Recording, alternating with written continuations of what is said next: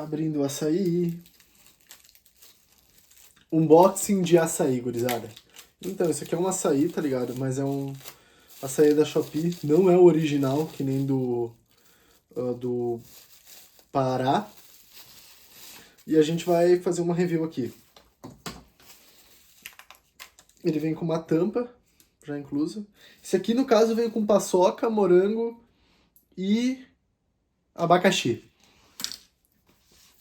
Vamos lá ver.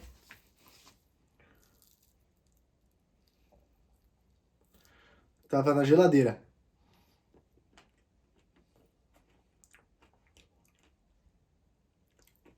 Aprovado. Salve, Brasil! Pra quem não me conhece, meu nome é João Kleber. Pra quem me conhece, meu nome é João Kleber também. E, gurizada, seguinte. Primeiramente, por que eu tô com açaí? Cara, esse aqui é o quarto vídeo que eu tô gravando e eu achei que eu tava muito engessado nos outros vídeos que eu gravei. Eu tava muito robozinho. E tipo assim, ó, eu não sou assim, sabe, na vida real. Eu sou muito mais extrovertido, muito mais de boa. Então, é meio bizarro isso. Olha, pior que isso aqui tá muito bom. É meio bizarro isso, mas assim, ó, eu já gravei alguns vídeos antes, e daí pra perder a intimidade e tal, pra ficar mais seguro, o que eu faço? Eu como alguma coisa. E é bizarro, mas funciona. Enfim, bem-vindos ao meu canal. Cara, eu não sei se vocês já escutaram. Se não escutaram, eu acho que vocês deveriam ouvir o podcast Nerdcast. Provavelmente é o maior podcast do Brasil, é um dos podcasts mais antigos. Ele teve mais de 1 bilhão de acessos e eles falam basicamente sobre várias coisas da cultura pop, filmes, séries, jogos, gibis. Só que o pulo do gato é que eles também fazem muito vídeo, que inclusive são os meus favoritos, sobre assuntos do cotidiano. Mudança de casa, histórias de bebedeira, histórias de faculdade, histórias de relacionamento. A saga do Dia dos Namorados dele é muito boa. E um tempo atrás, eles gravaram um vídeo com os apresentadores, né? O Jovem Nerd, o Azaghal, o Gaveta, que era editor do canal e que hoje está com um canal próprio dele muito bom, com o Max do Entreplanos e outras pessoas que infelizmente eu esqueci o nome, desculpa, mas eu vou deixar o episódio linkado aqui, vou deixar o nome de cada um. E, cara, esse episódio era sobre derivados, spin-offs que deveriam existir. E, mano, teve várias ideias muito boas e muito engraçadas. O Azaghal é um gênio, ele deu umas ideias muito boas, só que, será que tá gravando essa porra? Sempre, toda hora, né? E lá vamos nós! Só que duas ideias me chamaram muita atenção, que também uma delas foi do Azaghal. A primeira delas era um spin-off do Inigo Montoya. Podia ser, sei lá, um prequel, né? Uma história que se passasse antes dos acontecimentos do filme A Princesa Prometida, que é um filme lindo, gente. Tinha na Netflix quando eu assisti, não sei se tem agora. Eu vou deixar aqui linkado também, eu vou deixar onde vocês podem ver.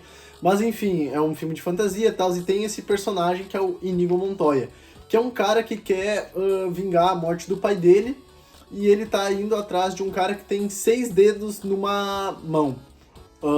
E daí ele fala, né? Quando ele reencontrar esse sujeito que matou o pai dele, ele vai falar: My name is Inigo Montoya. You killed my father. Prepare to die. E daí o Azaghal deu a ideia de fazer um filme sobre esse cara. E que o filme podia ser Prepare-se para Morrer. E o Gaveta deu uma ideia de fazer um spin-off, né, dessa vez necessariamente seria um prequel, sobre a Trinity, uma das personagens mais da horas do Matrix. Porque, tipo assim, ó, é spoiler que eu vou falar, é mais ou menos, porque, porra, eu não posso falar muito palavrão. Cara, Matrix tem 99, 2009, 2019, tem mais de 20 anos. Pô, então se vocês não viram, cara, eu assisti esse filme no colégio. O meu professor de ensino religioso, beijo Chico, ele que mostrou isso pra gente. O que acontece? Em Matrix, o nosso protagonista é o Neo, né? Ele é um cara que vive como toda a humanidade vive ou melhor, quase toda a humanidade, tipo 99%, vive num mundo, numa realidade virtual, criada pelas máquinas, porque os seres humanos são baterias, que abastecem as máquinas, e daí o Neo vai ser o escolhido para libertar a humanidade. E daí tem a Trinity, que é o interesse amoroso do Neo, mas ela é muito mais do que isso, enfim, como em termos de desenvolvimento de personagem. E ela era, antes do Neo, existia a possibilidade de ela ser a escolhida. Só que daí, eu falei muito gaúcho agora, né? De ela ser a escolhida. Não é porque você é do sul que você é europeu, você é brasileiro e acabou. Você não nasceu na Alemanha para ser alemão. Nada contra os gaúchos, inclusive eu moro no Rio Grande do Sul. Mas, e daí o que acontece? O oráculo lá, oráculo, enfim, falou que ela ia se apaixonar pelo escolhido.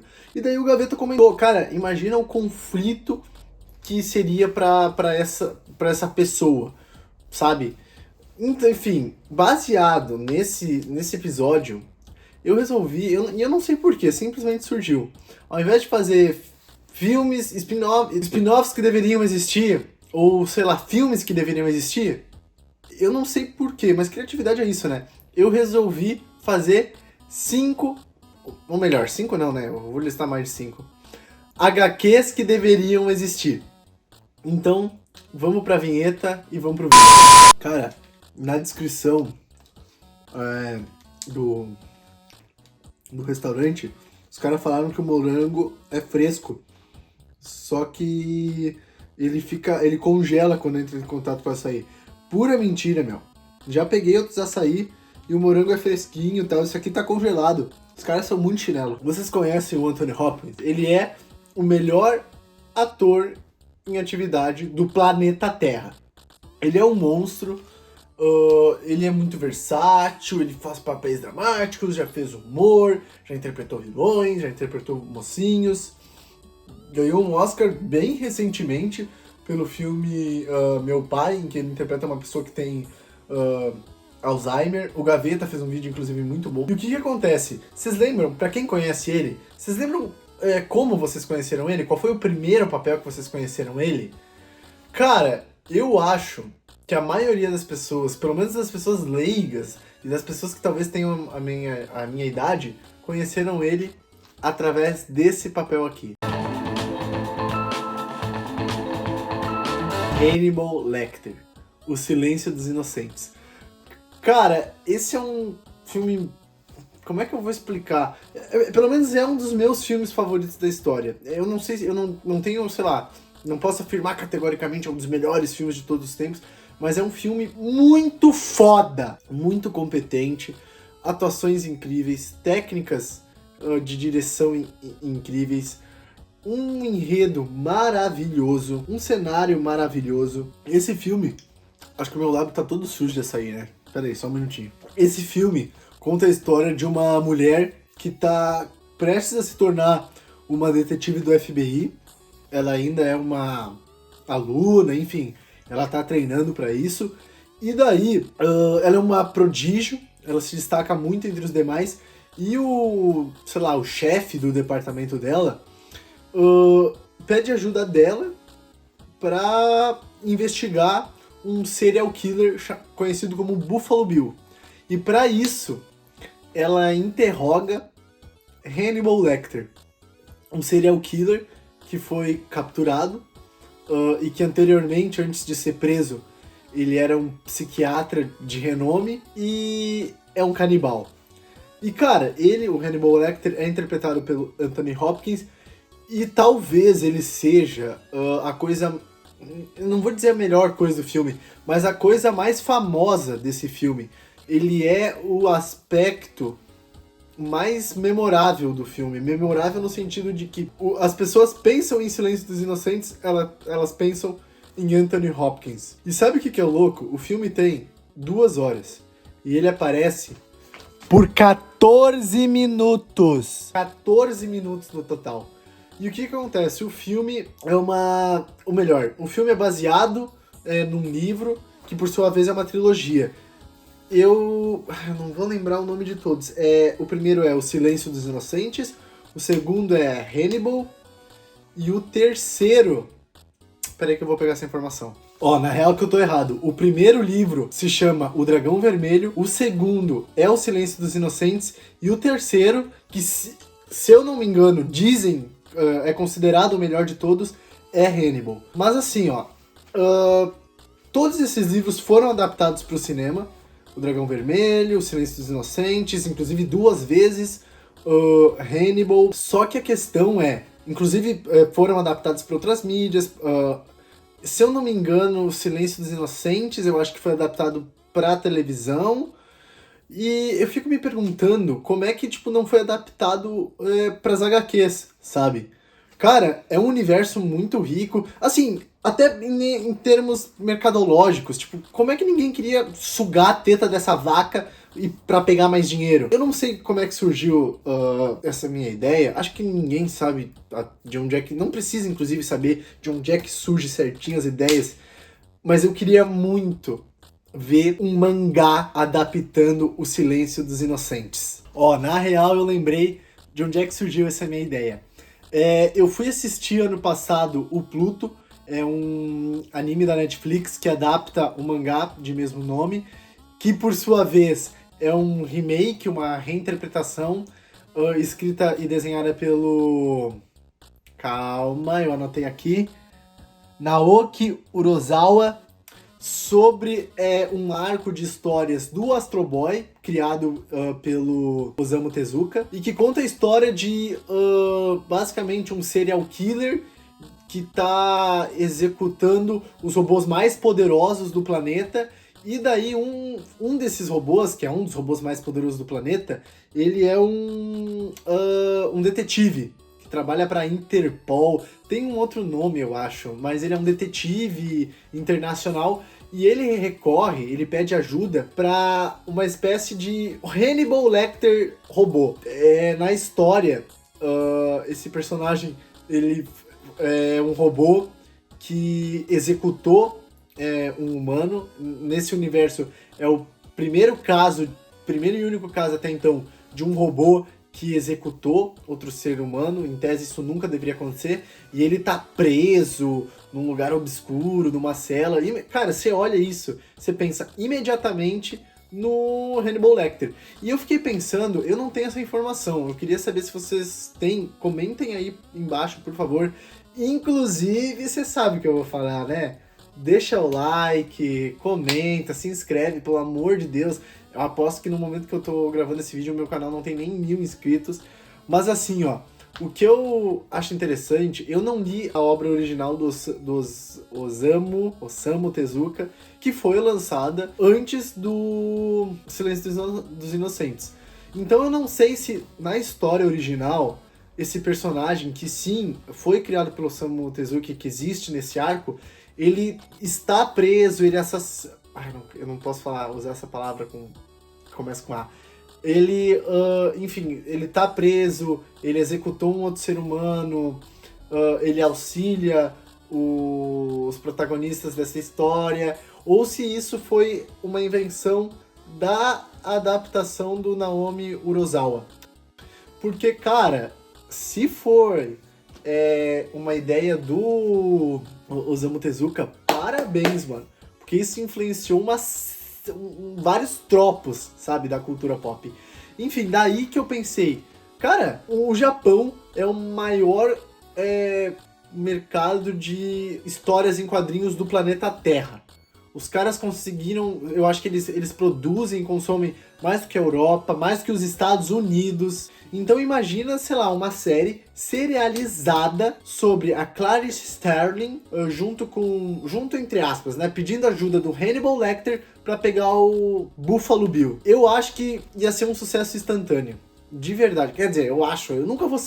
Só tem um jeito de saber, né, que é produzindo isso. Mas eu acho que ia ser muito interessante. Eles podiam...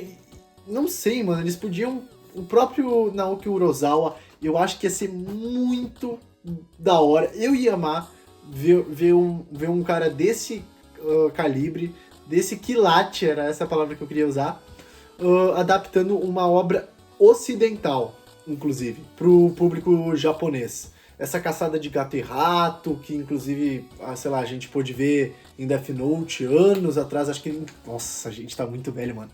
Death Note tem mais de 10 anos. Enfim, vocês acham doideira minha? Vocês iam gostar? I hear your voice, my boy. Falando no Naoki Urasawa, o que acontece? O Pluto, como eu falei pra vocês, foi um projeto de remake, de uma reinterpretação, de uma reimaginação de um arco de histórias do Astro Boy. E isso, se eu não me engano, ele foi lançado em 2004, em comemoração, eu acredito que ou do nascimento do Osamu Tezuka, ou da carreira dele, ou do falecimento. E onde é que eu tô querendo chegar? Eu ia curtir muito outros personagens sendo reinterpretados por outros mangakas, outros personagens, no caso, do Osamu Tezuka. Quero falar de uma história que o Osamu Tezuka produziu, que já foi lançada no Brasil, e que eu não considero muito boa, mas que tem potencial. Eu tô falando de MW. Cara, isso aí é pesado, mano. Isso aí é pesado. Então, MW conta a história de um cara super, hiper, mega bem sucedido, que é um psicopata. Ele basicamente trabalha num banco, só que ele tem uma vida dupla. Ele é tipo assim, super desejado pelas mulheres, ele é um cara bem sucedido. É alguém que você olha e você não pensaria que ele teria um objetivo de fazer mal para outras pessoas, sabe? Não ficou muito claro. É um cara que você pensa, esse cara que tem tudo que alguém sonharia. O que falta para ele? Só que na verdade ele é um megalomaníaco, psicopata, narcisista, que tem objetivos ocultos. E isso tudo tá ligado a um trauma que ele sofreu, que envolve um amigo dele de infância, que no tempo presente em que se passa a história, virou um padre e que se sente muito culpado com o que aconteceu com o nosso protagonista. Que no caso, não entrando em spoilers, fica explícito na história que o que aconteceu com esses dois personagens fez com que o nosso protagonista, que é um narcisista, frio e calculista, ficasse desse jeito, sabe? Só que a história, mano, tipo assim, não sei, é um Gekiga, ou seja, me corrija se eu estiver errado, fazendo um resumo do resumo, é um mangá para adultos, é uma obra mais adulta, e em vários momentos eu tive a sensação que choca por chocar, sabe? E a história não vai pra frente, falando em termos super leigos, tipo, eu não sou um crítico de literatura, de gibi, mas o que eu tô querendo dizer é que muitas vezes determinadas situações não favorecem o desenvolvimento dos personagens. Agora eu falei bonito, hein?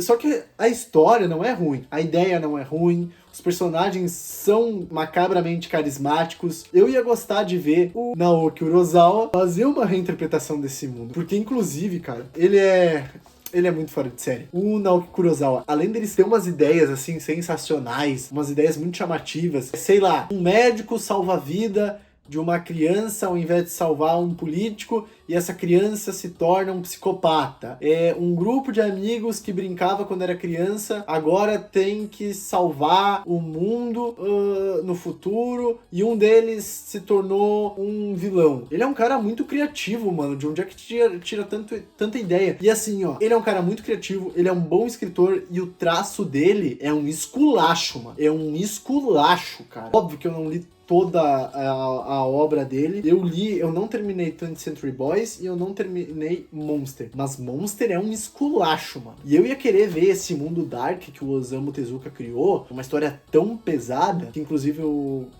Naoki tá acostumado a contar. Monster é uma história pesada. Eu gostaria dele voltar pra esse tema. E eu acho que vocês iam gostar também. I hear your voice, my boy. Ó, continuando sobre Japão. Vocês já leram Conan? Cara, tem aquela musiquinha.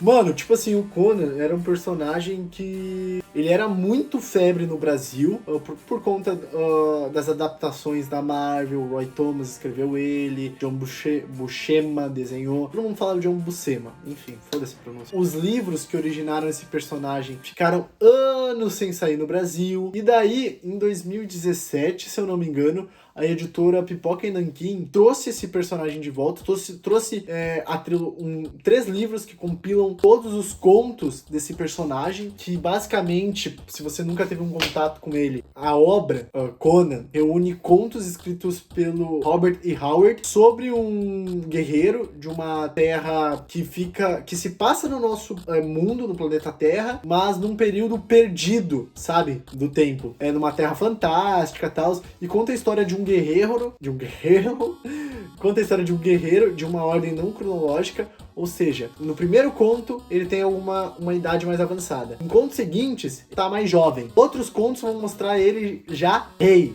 Então, basicamente, conta a história de um guerreiro, uma terra de fantasia, onde tem muito tirano, muita magia e principalmente muita barbaridade. E daí, a Glenar, que é uma das maiores editoras do mundo, ela fez um projeto muito bacana. Ela convidou artistas, a maioria, em sua grande maioria, europeus, mas se eu não me engano, tem um artista que é do leste asiático. Ela convidou artistas, enfim, para reimaginarem histórias do Conan. Todas elas baseadas nos livros escritos por Robert E. Howard. Eu lembro que o Alexandre Calari, um dos editores do Pipoca e Nanquim, um dos membros fundadores, sócio fundadores, falou que, comentou anos atrás, antes deles serem uma editora, comentou sobre essa iniciativa da Glenar de chamar autores do mercado para adaptar os contos e que ia ser muito da hora ver isso no Brasil. E cara, seria muito da hora. Mas eu não sei se eu tô sendo muito tendo complexo de vira-lata, tal, se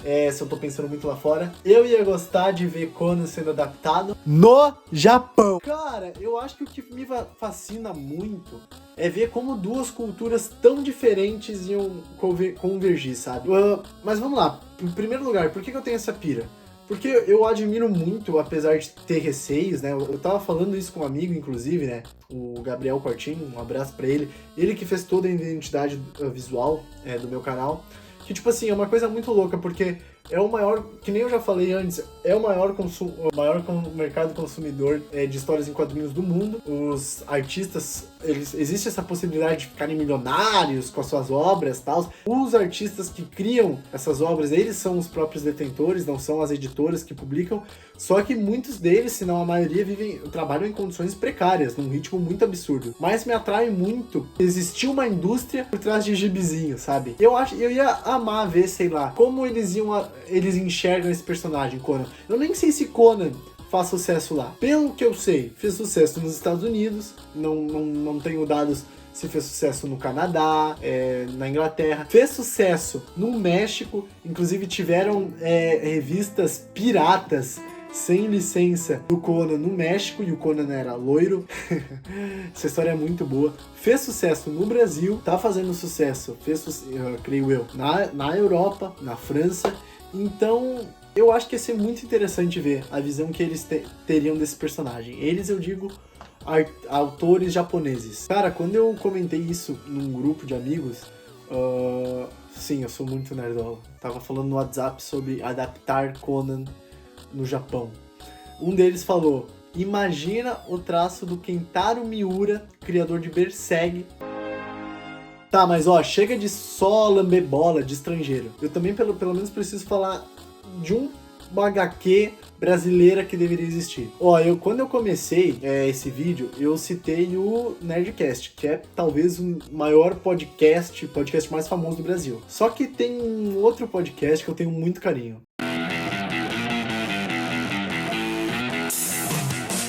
Vindos dos pontos mais distantes da galáxia, eles decidiram unir seus grandes poderes e responsabilidades para ajudar a nona arte. Sempre para o alto e avante, desvendam os mistérios escondidos além dos balões e recordatórios. Portutatis, você queria um podcast sobre quadrinhos? Achou! Bem-vindo ao Confins do Universo. O Confins do Universo é um podcast do site Universo HQ, que é apresentado pelo Sidney Guzman, um editor da Maurício de Souza Produções, Samir Laniato, Samir, eu acho que é esse teu nome, o Laranjo. Eu falei isso agora, eu lembrei do Laranja, sabe? Aquele desenho do Cartoon Network. Maçã! Ei, maçã! Ei! Ei, maçã! Maçã! Ei! Ei, maçã! Maçã! Ei, maçã! Ei! O quê? O quê? O que foi? Não tá feliz por eu não ter dito maçã de novo?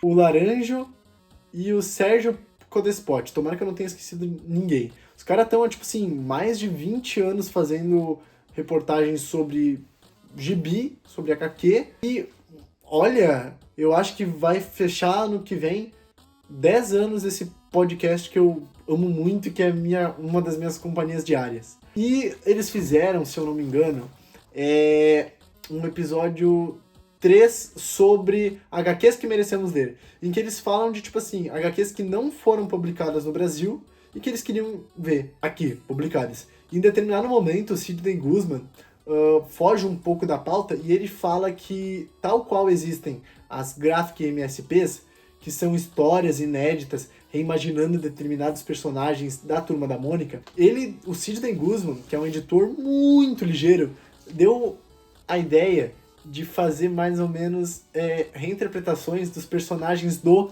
Ziraldo. Imagina, Turma do Pererê, Menino Maluquinho, tem um personagem dele que, inclusive, cara, tem que ser publicado na íntegra no Brasil, que é o Jeremias. O Alexandre Link, do Quadrinhos na Sarjeta, fez um vídeo sobre.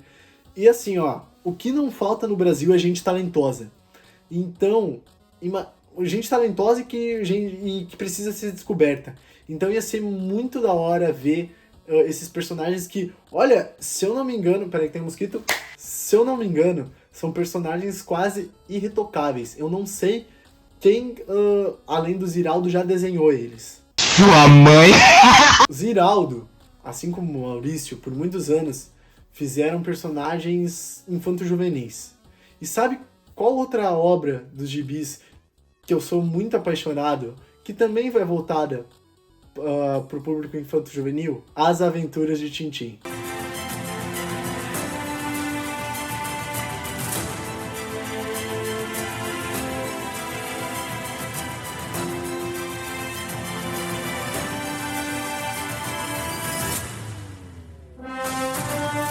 Eu não sei porquê, eu tenho uma nostalgia, um apego emocional muito grande com as Aventuras de Tintim. É muito gostoso de ler, gente. Eu acho que cara, pra incentivar uma criança a ler, eu acho que é perfeito, assim. O traço eu lembro que ele é batizado, o traço que o personagem é desenhado, ele foi batizado por outras pessoas de linha clara. É um traço muito limpo, muito harmônico. Eu não sei se é justo falar infantil, mas quando eu olho pra esse tipo de desenho, me vem uma sensação muito de paz. Cara, eu acho difícil alguém nunca ter tido um contato com o Tintim. Mas se você não teve, não tem problema, não te culpo. O Tintim foi um personagem criado pelo belga Hergé no século XX. Foi um fenômeno de publicação na Europa. Teve duas versões, uma em preto e branco e outra colorida, em que vários quadros, vários planos foram reimaginados. Essa franquia transformou o autor dele, o Hergé, em um homem muito rico. Até hoje os herdeiros dele vivem sob essa propriedade intelectual. E o Tintim conta a história basicamente de um repórter, o Tintim e o cachorro dele, que vive aventuras pelo mundo. São 28 álbuns, se eu não me engano, ou 26 álbuns, se eu não me engano, e você não tem uma ordem de leitura. Você pode pegar qualquer um e ler, sabe? Você não precisa seguir a publicação. E tem personagens muito carismáticos. Quem aqui nunca viu a figurinha do Capitão Haddock falando: "Que semana, hein? Bêbado num bar." E daí o Tintim fala: "Ah, capitão, hoje é segunda-feira." O que acontece? Tem muitos personagens muito carismáticos nessa obra. E dois dos meus favoritos é o do Pan e do Pond. Ou do Pond, do Pan. Eu não sei como se fala. Basicamente são inspetores da Interpol. Eles não são irmãos gêmeos. Inclusive o nome que se escreve, um é com T, o outro é com D no final. E eles são muito mongolão. Muito atrapalhados. Meu Deus do céu e da terra, cara. Eles são os alívios cômicos desse gibi de aventura e de humor, sabe? São dois bocós, mas que tem bom coração e de vez em quando eles acertam. E assim, ó, gente, é meio polêmico que eu vou falar. O Hergé, o criador dessas obras, falou em vida que ele não gostaria que ninguém mais desenhasse o Tintin e os personagens. Esse era um desejo dele. Óbvio que, em eventual momento, o Tintin vai entrar em domínio público. Mesmo os herdeiros tentando fazer umas manobras legais para isso não acontecer. Mas para mim é natural que uma hora ou outra o Tintin vai entrar em domínio público e outras pessoas vão desenhar esse personagem, vão desenhar o Capitão Haddock, o Dupont, o Dupin, o Professor Girassol. E eu acho que isso é inevitável, eu acho até bom que isso aconteça, porque isso vai dar mais vida a esses personagens, sabe?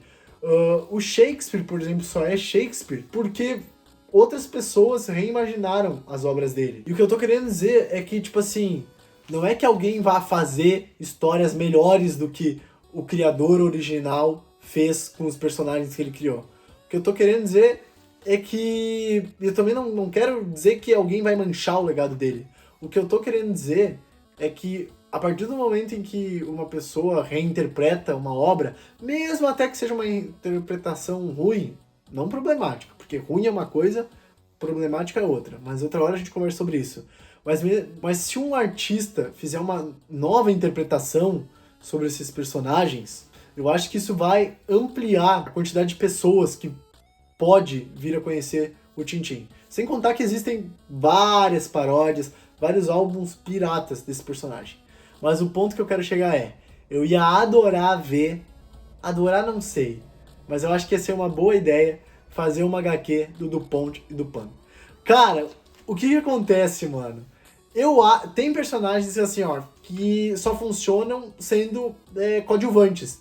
Vocês lembram quando tentaram fazer, aliás, uma série do Joe do Friends? Óbvio que deu errado, mano. Não deu certo. Porque ele é o Joe do Friends, ele não é o Joe da série de TV dele. É Joey, né? Desculpa. É a mesma coisa, eu vou ser polêmico agora, do que fazer um filme solo do Robin. Eu não sei se colou bem. Não, deixa eu ver. É a mesma coisa do que fazer um filme do Happy Hogan do Homem de Ferro, sabe?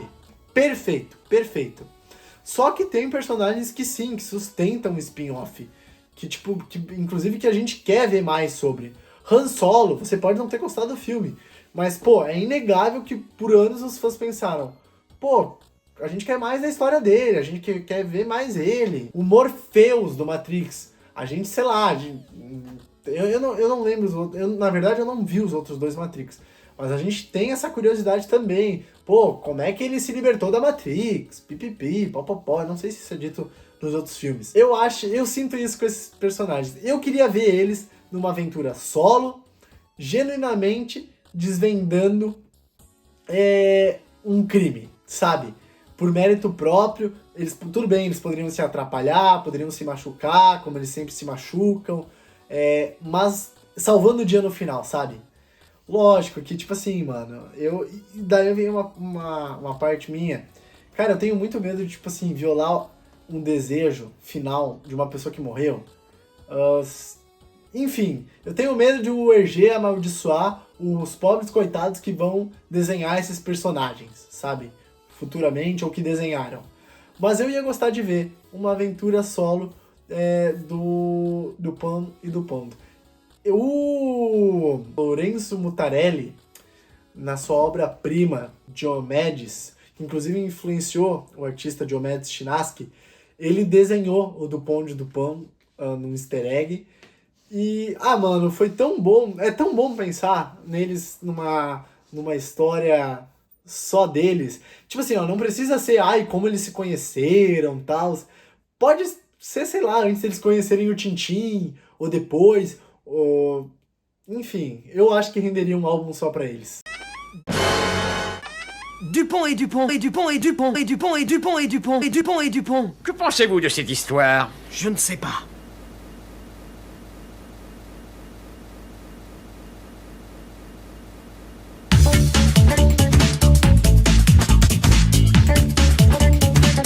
C'est très... Seguinte, é 3 da manhã de um sábado, eu tô cansado, eu não tô reclamando, pelo amor de Deus.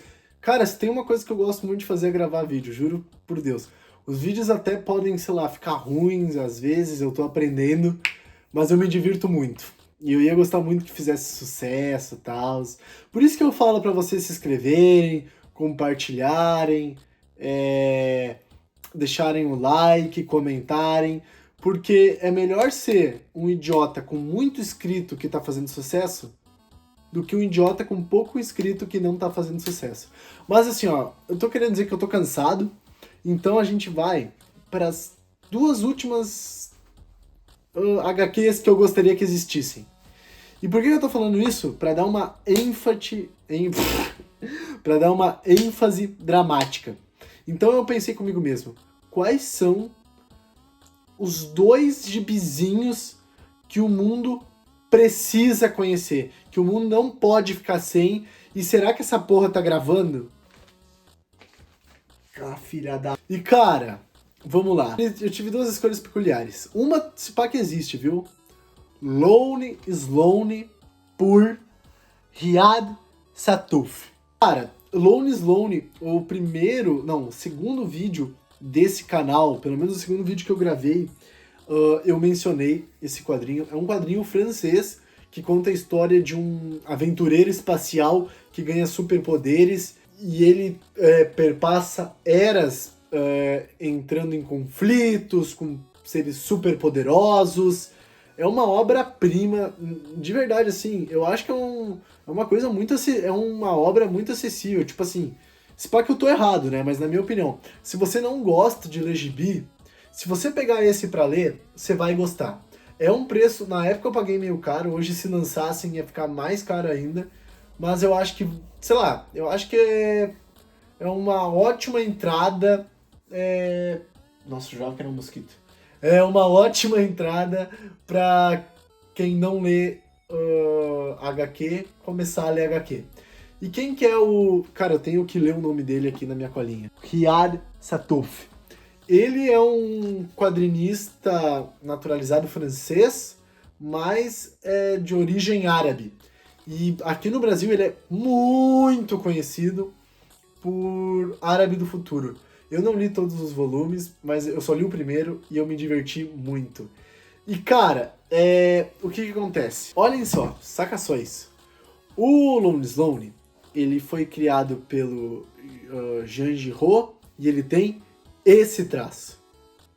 E o Riyad Sattouf é um quadrinista que ficou famoso por desenhar personagens com esse traço.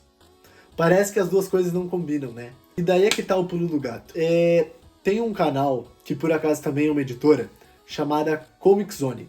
Os caras publicam muita coisa da hora mesmo. E o que acontece? Uma vez ele fez um vídeo justamente sobre isso, né?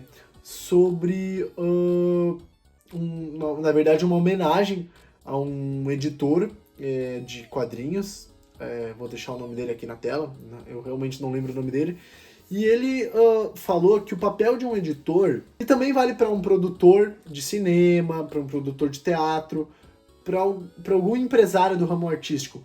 Mas no caso o Thiago, o dono do canal e da editora, se referiu a um editor de quadrinhos. O papel de um editor de quadrinhos é ter ideias de gibis que o público não sabe, precisa ler, mas que precisa. E daí ele citou esse caso, que o Riyad Sattouf, apesar de ter um traço que aparentemente no primeiro momento não combina com todo o histórico do Lone Sloane, ele tem esse desejo de escrever uma história do personagem. E aí é que tá a magia do editor. Aí é que tá, inclusive, a criatividade. Juntar 2 coisas que aparentemente não combinam. Enfim, esse cara é muito criativo. Eu gostaria de ver o Lone Sloane no traço dele. Inclusive, eu acho que, não sei, talvez pudesse ser uma história mais bem humorada do personagem. O personagem tem um tom super épico, que é um tom muito legal. É uma história de... Assim, eu não gosto muito de dar nota, né? Mas se fosse pra dar... É uma história 10 de 10. Like other people, I faked, you know. Sempre quando eu me aproximo da câmera, eu lembro do Marcelo Tazzi interpretando aquele personagem do Castelo Rá-Tim-Bum. Tem também o outro lá. Não, mas o que eu tô me referindo é aquele. Porque não é resposta. A câmera tá torta aqui. Cara, como último projeto que eu gostaria que existisse. Impressionante, né? Às vezes eu tenho umas crises de existência. Tô há 3 da manhã falando de gibizinhos que eu gostaria que existissem pra eu ler. Enfim, vocês conhecem Spawn? Vocês conhecem Image Dragon? Oi! Vocês conhecem Savage Dragon? Vocês conhecem The Walking Dead, mano? Tudo isso surgiu graças a Image Comics.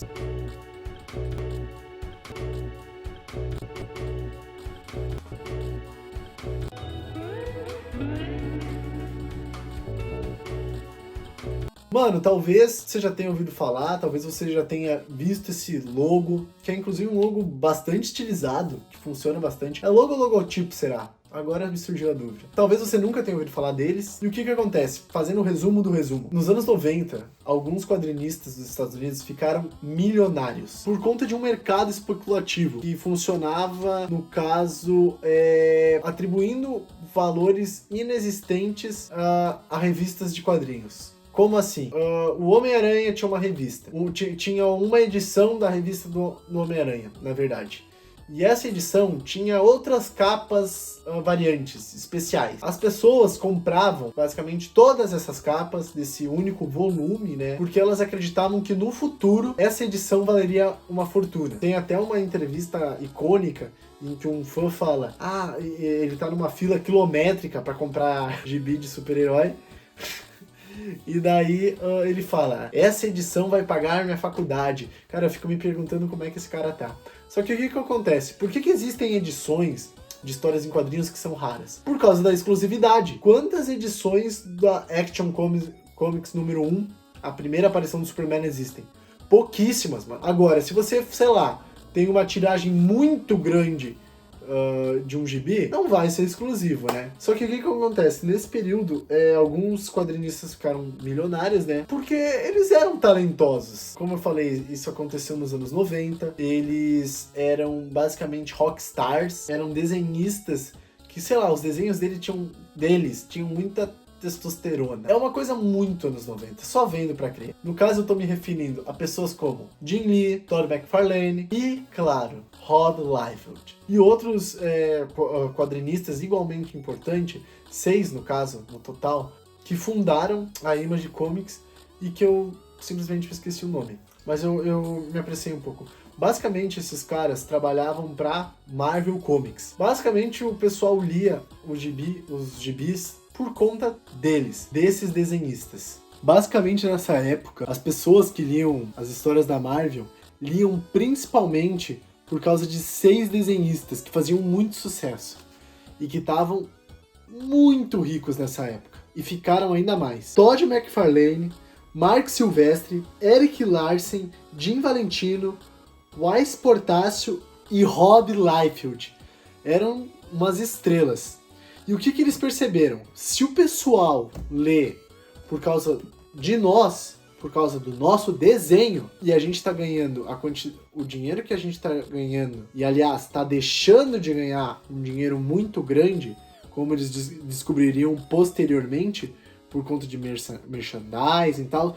Essa história é muito boa, eu tenho que mencionar. Eu não me recordo quem, se eu não me engano foi o Jim Valentino, tava matutando essa ideia na cabeça de querer abrir o próprio negócio, contar as próprias histórias, criar personagens que ele seria o dono, e não a Marvel Comics. E ele falou que a gota d'água dele, pra ele, aliás, foi quando ele viu uma criança com uma camisa do Homem-Aranha. E daí ele se ligou: cara, eu não tô recebendo 1 centavo por cada camisa dessa que tá sendo vendida. Então, o que esses caras resolveram fazer? Eles resolveram sair da Marvel, foram pra DC Comics e iam falar: olha, a gente saiu da Marvel Comics e a gente também não quer trabalhar pra vocês. E eles fundaram o próprio estúdio / editora de gibis, que tinha um objetivo: dar a licença da propriedade intelectual para todos os criadores que passassem por lá e apenas gerar um lucro para poder subsistir, dando assim 100% de liberdade criativa para os artistas. Mano, cara, é uma história muito rica, não à toa já rendeu muito livro. Eu tenho aqui um livro que não se trata exclusivamente sobre esse período, né, sobre a fundação, o auge, a queda da Image Comics, mas que abrange essa história, que é a história secreta da Marvel. Tem um livro no Catarse que conta essa história, tem documentários, vídeos inclusive no YouTube, que eu vou deixar na descrição, que tratam sobre isso, alguns vídeos em inglês. Tem uma trilogia de livros... porra, desculpa, gente, eu tô cansado. Tem uma trilogia de Tem uma trilogia de vídeos do Pipoca e Nanquim que fala sobre esse período maravilhoso. Eu lembro uma vez eu tava fazendo uma viagem de ônibus comprida e eu baixei esses vídeos pra escutar durante a viagem. Cara, foi muito bom. Nossa, saudade, inclusive. Acho que eu vou fazer isso de novo. Mas vale muito a pena. Vale muito a pena vocês verem esses vídeos. E eu não sei como é que ninguém teve a ideia de fazer uma história em gibi sobre isso, cara. Ah, mas ia vender pouco, não sei o que. Será, mano? De verdade? Cara, eu vou falar pra vocês. Eu sou um cara que tem muito mais afinidade com audiovisual, com cinema, com séries. Eu não, assim, óbvio, eu leio bastante livro e tal, mas eu não leio tanto gibi, assim, tanto mangá, assim. É um assunto que eu gosto e tal, mas o que eu tô querendo dizer é que o que me interessa é esse conflito de pessoas. Adolescentes que ficaram ricos muito cedo por conta de um empreendimento, ou melhor, a maioria deles eram adolescentes, artistas que ficaram ricos muito cedo, cometeram muitas insanidades. Esse Rob Liefeld, cara, pra mim ele seria um dos personagens de maior destaque se tivesse uma obra ficcional contando a história deles. Então é um período, mano, resumindo, o que me atrai é esse conflito de pessoas, essa sinergia, sabe? O auge, no caso, ganhar dinheiro, ganhar prestígio, e a queda. Perder dinheiro, perder prestígio, saber o que fazer para recomeçar. Então é isso, pessoal. Cara, eu tô muito feliz de ter gravado esse vídeo. Tomara que vocês estejam gostando de me acompanhar. Se vocês não estiverem gostando, me falem o que tá ruim, o que tá bom. E assim, ó, como vocês podem ver, toda a minha estética desse canal aqui é baseada em futebol. E tem um motivo pra isso. Vocês vão descobrir no próximo vídeo. Beijo, gente. Amo vocês!